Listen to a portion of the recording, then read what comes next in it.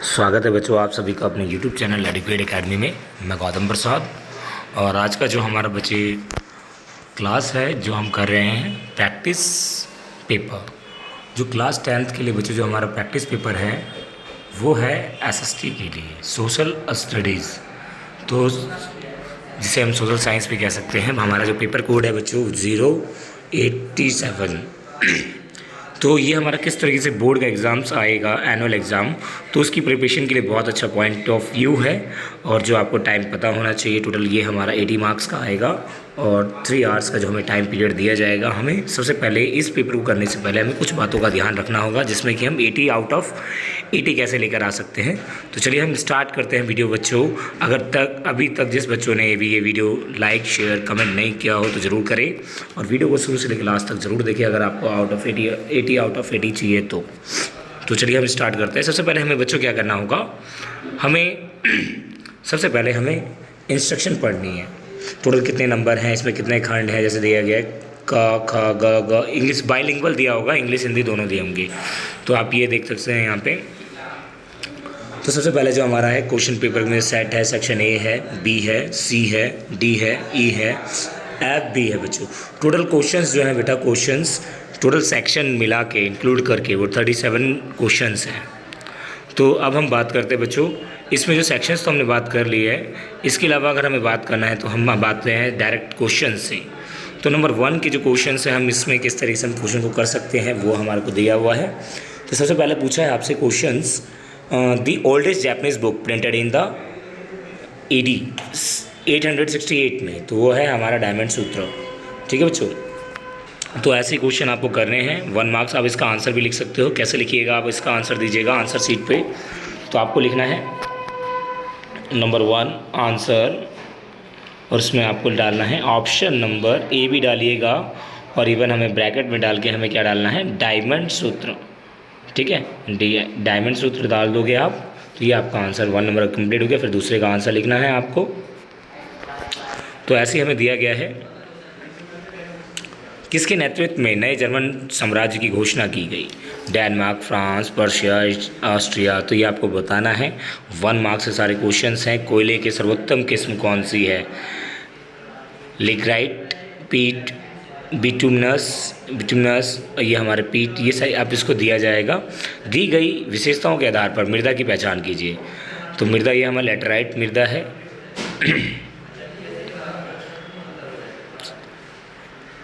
इसके बाद हम बात करते हैं हमारा क्वेश्चंस ऐसे और भी आएंगे।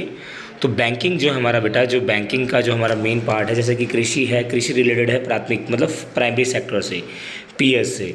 तो बैंकिंग किससे रिलेटेड होगा बेटा, ये होगा हमारा टर्सरी सेक्टर से, मतलब ये सर्विस सेक्टर होती है। ठीक है, इसके अलावा हमारा 4th क्वेश्चन है, हमें क्या करना है, आइडेंटिफाई करेक्ट मैच। आपको करेक्ट मैच करना है। मॉडर्न फॉर्म ऑफ मनी क्या है, मॉडर्न फॉर्म ऑफ मनी जो है आपकी कौन सी है, गोल्ड कॉइन, करेंसी नोट्स और गुड गेन कैटल्स। तो आपको ये मॉडर्न फॉर्म ऑफ ये करेंसी के नोट्स ये आपको डालने हैं, इसमें सही मिलान करना है आपको। इसके बाद 8वीं अनुसूची में कितनी भाषाओं को शामिल किया गया है, तो मतलब बेटा हमारी 22 लैंग्वेज वो आपको बताना है।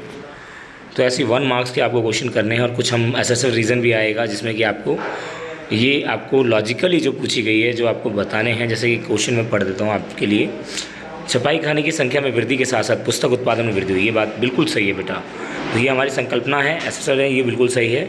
योहान गुटेनबर्ग ने प्रिंटिंग प्रेस का आविष्कार किया, ये भी बात सही है। तो हम बात करते हैं दोनों का ही, तो संकल्पना और दोनों ही सही है, एवं कारण संकल्पना की सही व्याख्या करता है, सही है बिल्कुल। लेकिन ये जो इसकी सही व्याख्या नहीं कर रहा है, प्रिंटिंग का आविष्कार किया लेकिन इनका इनसे कोई संबंध नहीं है।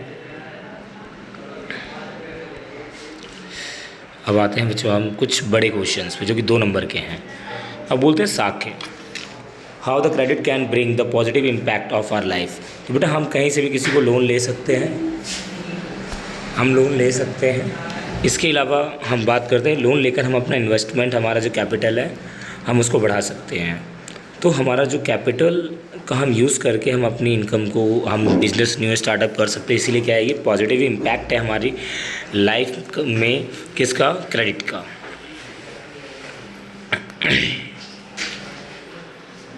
अब राजनीतिक दलों की हमें आवश्यकता क्यों पड़ती है? So why do we need a political parties? तो राजनीतिक दलों की हमें आवश्यकता इसलिए पड़ती है क्योंकि वो क्या करते हैं, पॉलिसीज़ तैयार करते हैं, डेमोक्रेटिक को इम्प्लीमेंट करने में मदद करते हैं वो राष्ट्र। ये इस तरीके से हमें इनकी ज़रूरत पड़ती है। इसके अलावा हम बात करते हैं बेटा, democratic governments are the better than the other government, justify the statement. जाहिर सी बात है डेमोक्रेटिक गवर्नमेंट्स क्या होती है बेटा, बेटर होती है अदर गवर्नमेंट से। क्यों? क्योंकि इसके अंदर रीज़न है किस बात के लिए, क्योंकि डेमोक्रेटिक गवर्नमेंट क्या करती है, अकाउंटेबल होती है, मतलब लोगों के लिए, मतलब पीपल्स के लिए अकाउंटेबल होती है। वो उनके लिए पॉलिसीज़ मेंटेन करती है, बनाती है रूल एंड रेगुलेशंस, और उनके एस्पिरेशन और गोल्स को भी, नीड्स को भी फुलफिल करती हैं। तो इसलिए that's why the democratic government better than the other government. और इसके अंदर क्या होता है, हमारे पास फ्रीडम होती है, हम अपने डिसीजंस खुद से ले सकते हैं। और अगर हम बात करें अदर गवर्नमेंट की, उसके अंदर मोनार्ची रूल्स के हम अपने डिसीजन खुद नहीं ले सकते, हमारे डिसीजंस कोई और लेते हैं बच्चों। तो इसीलिए ये क्या है, डेमोक्रेटिक गवर्नमेंट बेटर है। Mention any 2 ways for the conservation of forest. हम फॉरेस्ट को कैसे बचा सकते हैं, डिफॉरेस्टेशन से, ओवरग्रेजिंग को रोक कर, ठीक है, इस तरीके से। और हम अदर कंस्ट्रक्शन वर्क को रोक कर हम क्या कर सकते हैं, फॉरेस्ट को कंजर्व कर सकते हैं, मतलब संरक्षण कर सकते हैं। अब इटली यूनिफिकेशन ऑफ, ये बहुत ही ईजी क्वेश्चन दिया गया है, ये आपको ईजिली करना है। ये हमारा नेशनलिज्म इन यूरोप से दिया गया है, वो आप कर सकते हैं। इसके अलावा मुद्रण क्रांति का समाज पर पड़ने वाला प्रभाव। जो प्रिंटिंग का जो बेटा इम्पैक्ट है, तो वो बहुत बड़ा अच्छा पड़ा है किस पे, ह्यूमन पे। तो जब से प्रिंटिंग आई है, लोगों के अंदर क्या है, सोशल अवेयरनेस और ये एजुकेशन लिटरेसी रेट भी बढ़ा है। और कहा जाता है इस लिटरेसी रेट की वजह से लोगों ने काफ़ी रुचि दिखाई, इंटरेस्ट दिखाया प्रिंटिंग पे, और लोगों के व्यूज़, आइडियाज़ शेयर्स हुए एक दूसरे के साथ। तो प्रिंटिंग का बहुत बड़ा रोल है रेवोल्यूशन में भी। तो ये था हमारा प्रिंटिंग का रोल। आते हैं, different person can have the different development goals, justify. तो जाहिर सी बात है बेटा, अलग अलग व्यक्ति की अलग अलग क्या होती है, ज़रूरतें होती है। जैसे मान लो सपोज़ मुझे ज़रूरत है कार की, क्योंकि मुझे जाना है दूर, मैं ऑफिस के लिए मुझे दूर है। लेकिन अगर किसी बच्चे को स्कूल जाना है और उसे स्कूल है उसके नज़दीक में ही, बट उसको कुछ चीज़ें और भी, जैसे उसके पास बुकें नहीं हैं, तो उसको बुक की ज़रूरत है। तो क्या है, डिफरेंट पर्सन डिफरेंट गोल्स होते हैं। तो इसी को हम कहते हैं डेवलपमेंट कहते हैं, ताकि वो अपना यूज़ करके उसका यूज़ कर सकते हैं, डेवलपमेंट कर सकते हैं। इसके अलावा भारत में विधायिका में महिलाओं के कम प्रतिनिधित्व जिम्मेदार के कारक।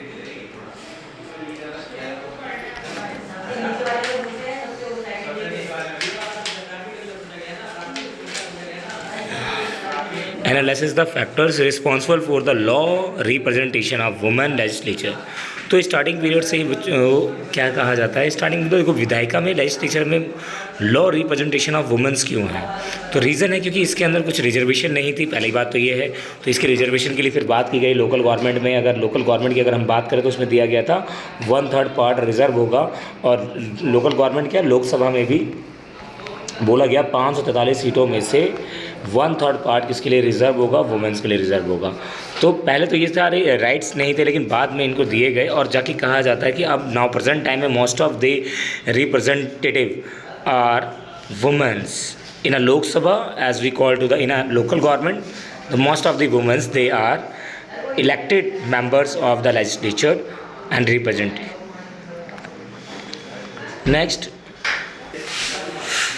अब 29th क्वेश्चन बच्चों जो हमें दिया गया है वो है हमारा, there is the best potential of the development tourism in India, analyse the statement. मतलब बोलते हैं भारत में पर्यटन के विकास का अपार संभावनाएं हैं। तो जाहिर सी बात है कि हमारे ये भारत के अंदर जो है पर्यटन के लिए बहुत सारे डेवलपमेंट का काम किया है। जैसे सरदार सरोवर डैम जो वगैरह है हमारा, और भी जो सरदार पटेल की मूर्तियाँ बनाई गई है, ग्लास ब्रिज है हमारा राजगीर में। तो ये कुछ अट्रैक्ट करते हैं और इसके अंदर क्या है, बहुत डेवलप, इससे क्या होता है हमारी देश की इकॉनमी भी जनरेट होती है। आगे आते हैं बेटा 5 नंबर क्वेश्चन पे, जो कि हमारा बहुत इंपॉर्टेंट सेक्शन है और बहुत ही ईजी सेक्शन है। तो सबसे पहले 1992 का संविधान संशोधन भारत में सत्ता के विकेंद्रीकरण की दिशा में एक महत्वपूर्ण कदम था। तो 1992 में क्या किया गया बच्चों, लोकल गवर्नमेंट के लिए एक बनाया गया, जिसके अंदर क्या था, 2 स्तर की सरकार थी। एक तो पंचायती राज व्यवस्था थी और एक क्या था, नगर पालिका। तो दोनों के 3-3 स्टेज थे, ठीक है। तो ये इसलिए बनाया गया ताकि लोकल बॉडीज़ को भी और ज़्यादा स्ट्रॉन्ग बनाया जा सकते हो। इस समय क्या हुआ, डिसेंट्रलाइजेशन हुआ पावर का। डिसेंट्रलाइजेशन मीन्स कि पहले जो पावर थे 2 लोगों के पास ही बटी हुई थी, स्टेट और एक सेंट्रल और स्टेट। फिर स्टेट के अंदर ही जो आया है लोकल गवर्नमेंट हमारा आ गया, ताकि इसको और ज़्यादा मजबूत किया जा सके। तो गांव में जो है 73वें संशोधन के अकॉर्डिंग जो बनाया गया, 73rd अमेंडमेंट के अकॉर्डिंग पंचायती राज व्यवस्था, और 74th के अकॉर्डिंग क्या बनाया गया बच्चों, 74th के अकॉर्डिंग बनाया गया नगर पालिका। नगर पालिका अर्बन से रिलेटेड है और पंचायती राज व्यवस्था रूरल से, मतलब ग्रामीण से।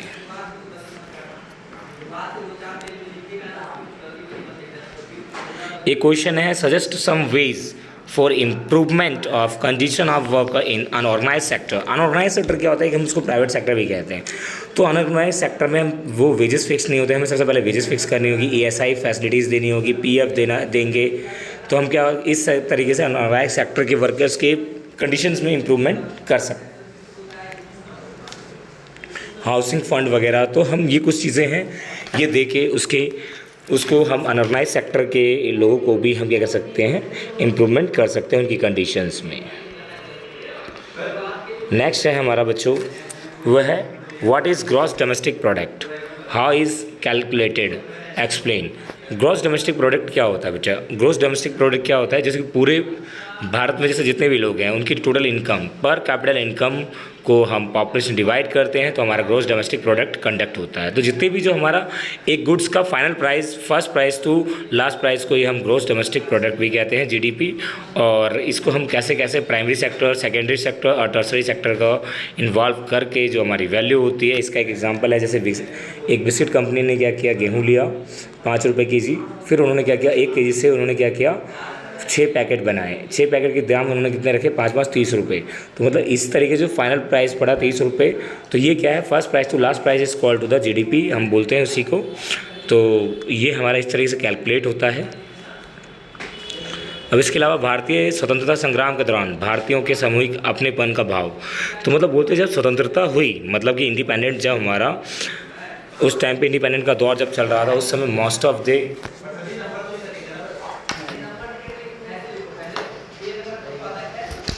ऑफ इंडियंस ने क्या किया, अपने भारत के लिए आवाज़ें उठाई, ताकि भारत के अंदर जो ब्रिटिश रूल्स था, तो इसीलिए कहा जाता है अपनेपन के, मतलब उन्होंने अपनापन का एक एग्ज़ाम्पल दिया उन्होंने, हम ये कह सकते हैं। उसमें महात्मा गांधी और भी बहुत सारे लोग थे, जैसे कि हमारा बात करते हैं, जिसमें कि उन्होंने स्वराज की बात कही। तो ये हमारा क्वेश्चन बहुत ही वैल्यूबल है। उसके बाद हमारा पैसेज है, पैसेज ग्लोबलाइजेशन से दिया गया, आप कर सकते हैं। इसके अलावा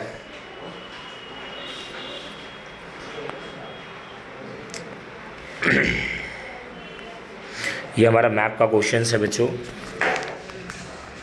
तो मैप के क्वेश्चन में Mahatma Gandhi withdraw the non cooperation movement, वो हमारा कहाँ है, नॉन कॉपरेशन मूवमेंट।